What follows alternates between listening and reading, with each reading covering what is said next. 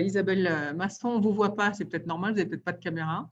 Oui, non, j'ai un problème de caméra, donc je suis Voilà, ça ne désolée. fait rien, on vous entend, c'est le principal. Bon, c'est le Donc, principal. vous êtes responsable de ressources humaines chez Segula Technologies. Alors, présentez-nous rapidement ce que fait Segula Technologies et puis comment, maintenant après le vif du sujet, c'est comment vous recrutez-vous des jeunes ingénieurs. Tout à fait. Donc, le groupe Segula Technologies, c'est un groupe mondial qui est présent dans 30 pays avec 140 implantations, plus de 300 clients et 10 000 collaborateurs. Donc, on a une présence dans tous les pays d'Amérique, d'Asie, d'Europe et des pays du Maghreb. Alors, on a effectivement une stratégie aujourd'hui de développement sur les secteurs de l'aéronautique, de l'automobile, du ferroviaire. Et donc, notre ambition aujourd'hui est de servir tous les grands comptes et tous les grands clients, tous les grands donneurs d'ordre en termes d'expertise. Je vous donne quelques exemples. Dans l'automobile, par exemple, on est soutien donc, des grands comptes comme Renault, PSA et tous les constructeurs mondiaux. Parallèlement à ça, on développe aujourd'hui un projet d'usine du futur. Donc, on va au-delà de l'accompagnement des constructeurs, on va carrément concevoir des usines. Vous pouvez expliquer aux jeunes qu'est-ce que c'est que l'usine du futur, l'usine 4.0, parce qu'ils ne savent peut-être pas. Oui, l'usine 4.0, c'est tout ce qui est automatisé. En fait, ce n'est plus l'usine dernièrement, puisque en fait, on voit bien que toutes les technologies évoluent. Et c'est pour ça qu'aujourd'hui, on a aussi besoin beaucoup d'ingénieurs électroniques, justement parce que la tendance, elle est d'automatiser les chaînes. Il y aura de moins en moins d'humains et plus de robotique. Tout est piloté par l'électronique, en fait. Voilà, c'est ça, l'usine du futur. En fait, c'est un bâtiment clé en main avec tout prêt et l'entreprise s'installe et tout est dedans. Et tout automatisé et géré par l'électronique. Par contre, on a bien compris que vous avez une spécificité mécanique. Finalement, vous avez parlé des secteurs pour vous en croissance. C'est l'aéronautique, l'automobile, le ferroviaire, c'est bien ça? Alors, ce sont des secteurs qui sont en croissance et en mutation à la fois.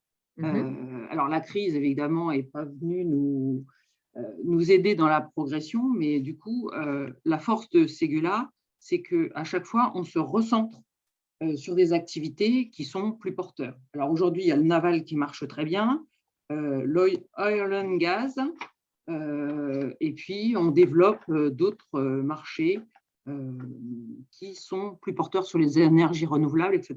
Voilà, donc l'énergie et le naval, des deux objectifs nouveaux pour le recrutement d'ingénieurs. Alors, quels sont vos critères pour le recrutement de jeunes ingénieurs dans une entreprise comme la vôtre qui est très large finalement? Alors, de plus en plus, on recherche des ingénieurs qui ont de l'ambition et pas spécialement une spécialité. Sauf sur l'électronique où c'est quand même très particulier, mais on cherche des jeunes qui sont adaptables, qui ont envie de découvrir nos métiers, qui ne se focalisent pas forcément sur un seul métier, mais qui peuvent effectivement évoluer vers d'autres. En fait, on leur offre aussi la possibilité d'évoluer très vite.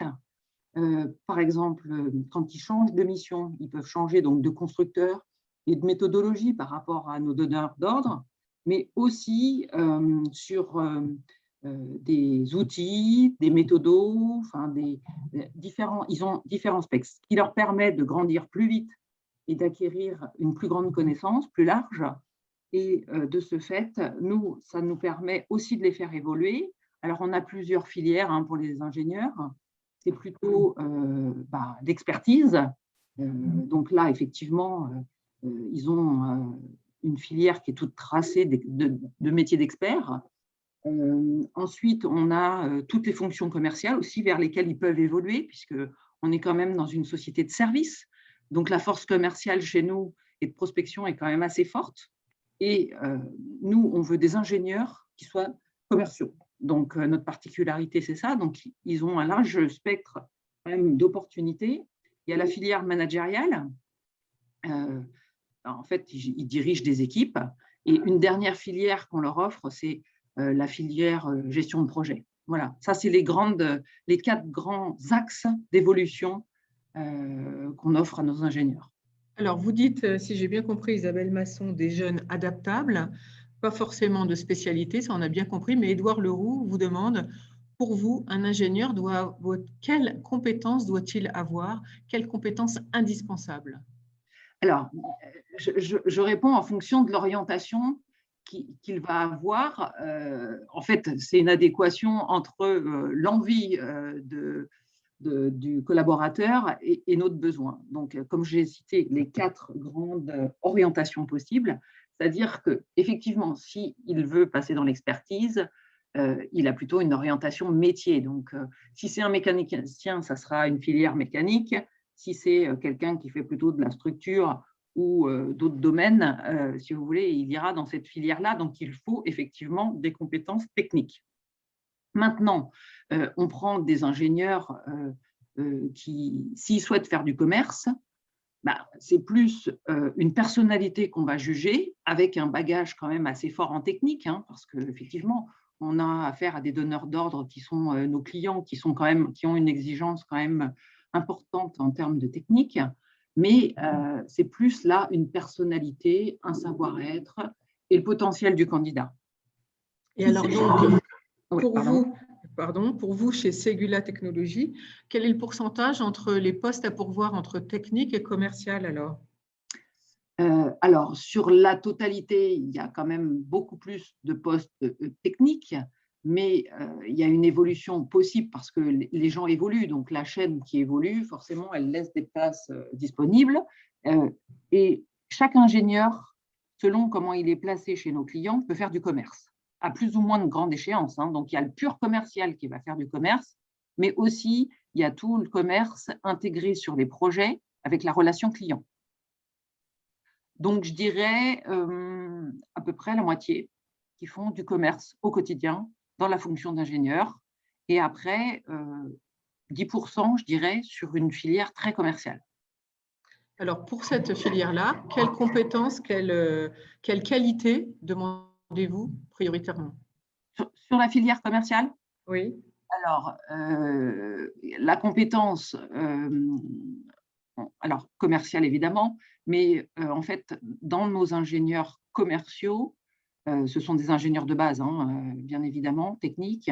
On leur demande d'avoir des notions de gestion, enfin des bonnes notions de gestion, hein, puisqu'ils auront des comptes de gestion à gérer, un fort sens managérial, puisque de toute façon, ils auront aussi des équipes à gérer entre, je dirais, 10 et 20 collaborateurs au quotidien, et avoir une envie de prospecter, de démarcher de nouveaux clients. Voilà, donc c'est essentiellement ce qu'on leur demande. Et donc, par contre, alors pour répondre à la question donc de ce jeune homme, pour le côté technique, quelles sont les qualités primordiales que vous demandez? Quels sont les critères pour vous de sélection lorsque vous recrutez? Alors, déjà, la personnalité pour nous est quand même très importante. Parce que chez nous, ils sont engagés dans une filière effectivement qui est technique, donc il leur faut de solides bases techniques, hein, s'ils choisissent l'expertise, mais aussi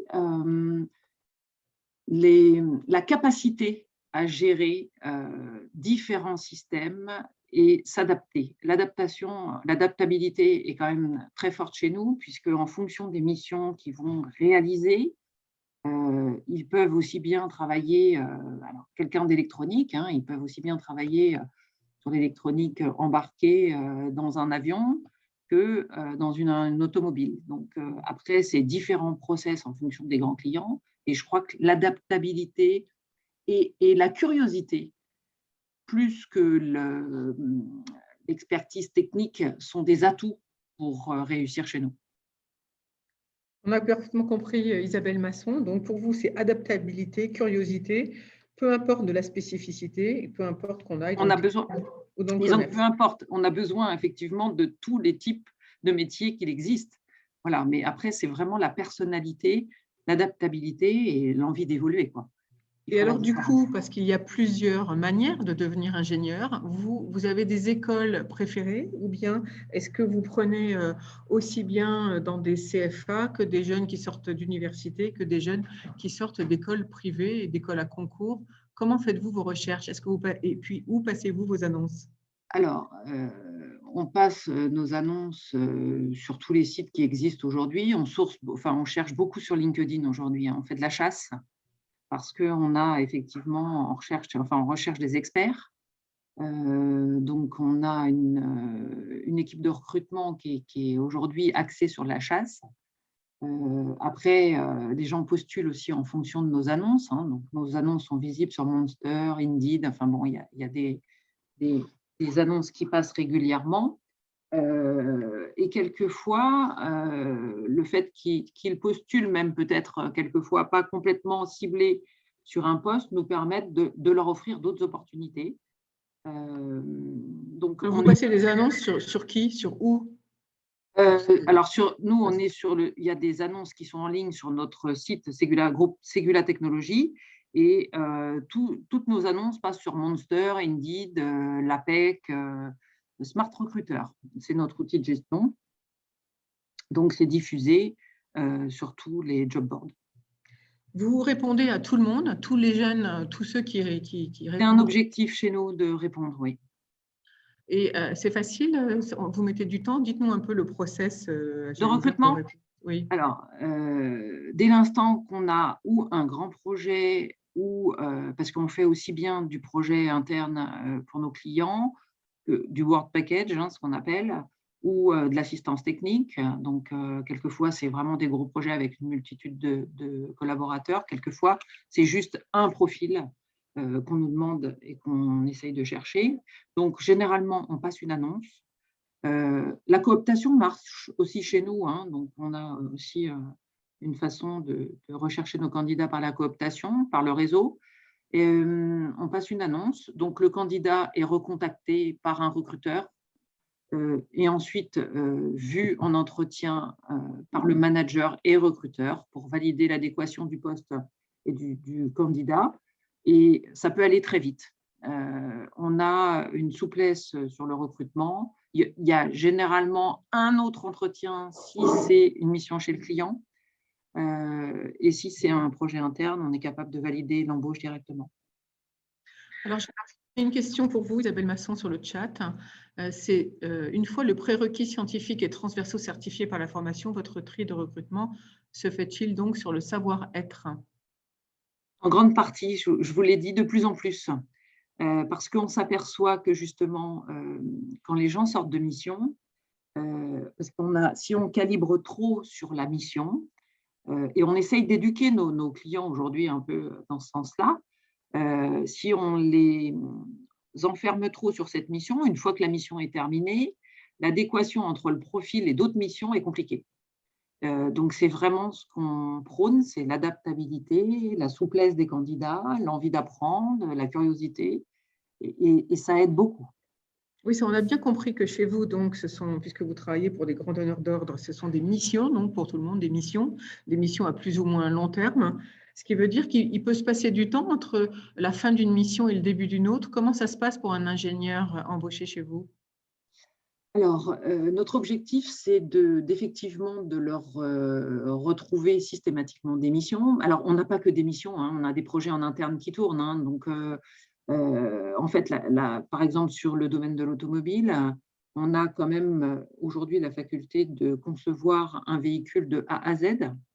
Donc, ce sont des projets en interne quand même de longue durée, hein. C'est au moins 3 ans.